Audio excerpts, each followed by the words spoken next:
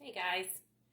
So I'm over here getting ready for dinner, and there's a couple of ingredients in this. Now this recipe, the top won't stay on. That's not good. Hopefully that'll do it. Yeah. So this recipe is a recipe I found in an AIP group I'm in, and it's Mexican stew. And yesterday I was talking about low histamine, low oxalate, and things like that. So this is an Instapot recipe for AIP Mexican stew, but there's a couple ingredients in it that I don't use very often.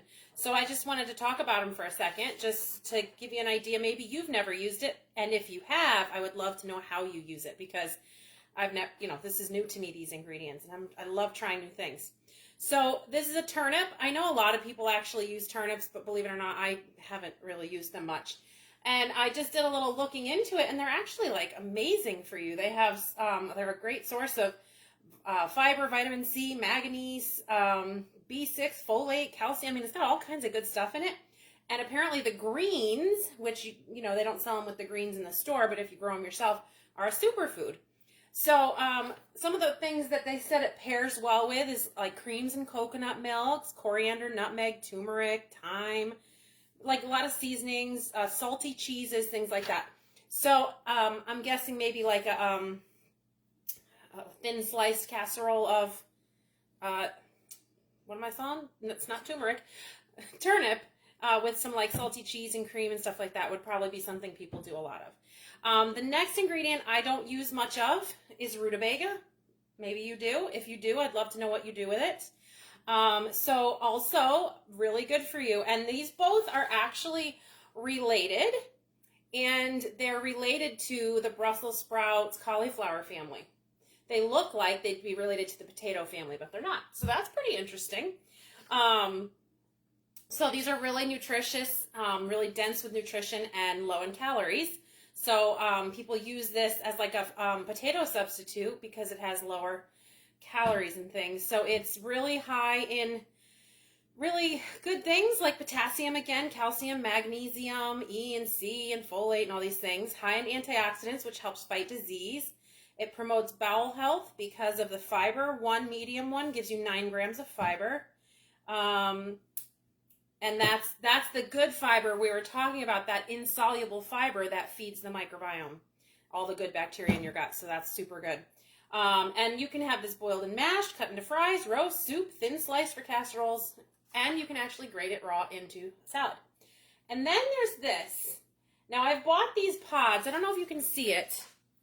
I bought them at the grocery store because I was going to make my own paste, because I was like, I'm not going to spend money on a paste. But it was a lot of work, so I spent money on a paste this time. But you can eat them. Richard just ate them right off. There's seeds in the middle, and they kind of look like a brown green bean almost, or a peanut, but a very long one. So tamarind is really interesting because it's really good for your tissue health because it has the amino acids. It has a lot of beta carotene in it.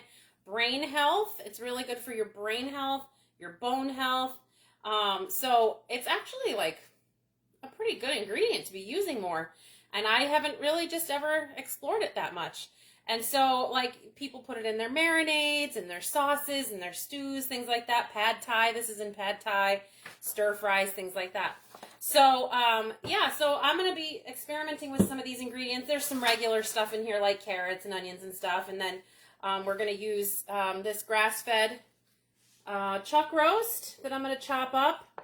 And this I got from Butcher Box. So, so anyway, I'll keep you posted on how this recipe turns out. I'm really excited because one of the things I miss about while I'm on AIP is going out to eat's really tricky. It can be done, but it's really tricky. And Mexican is a hard one. It's a really hard one because everything's got all this. It's a hard one. So, and Indian, I really miss Indian and Mexican food. And so I'm really excited that this woman was able to create this recipe for a Mexican stew. I'm really hoping it like quenches that hunger for some Mexican food. Are you guys like ethnic food eaters? Because we love it. We are foodies, foodies, foodies, and we love to try new things. The one food Richard has just never had good luck with is Thai food. So he's had Pad Thai twice, and both times it did not sit well with him. So like Thai is out. We don't ever go to Thai, which I'm curious to see, if there's other things on the menu that we actually would like. but we love Indian. What's your favorite food? Is it Italian? Is it Indian? Is it Mexican? Is it American? Like what German foods, schnitzel and things like that? What kind of stuff do you really like to eat?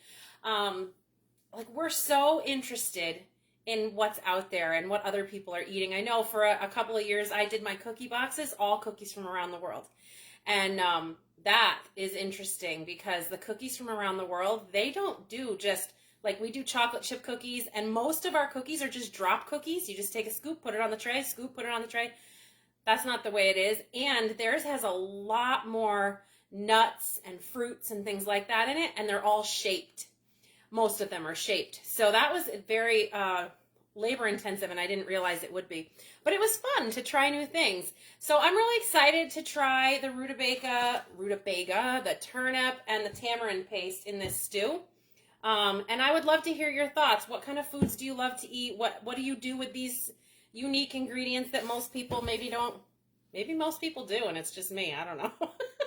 So I'm going to put that in my Instapot, and then it's going to go for about 40 minutes, and then it's going to release, and we're going to have a stew. So we'll see what happens.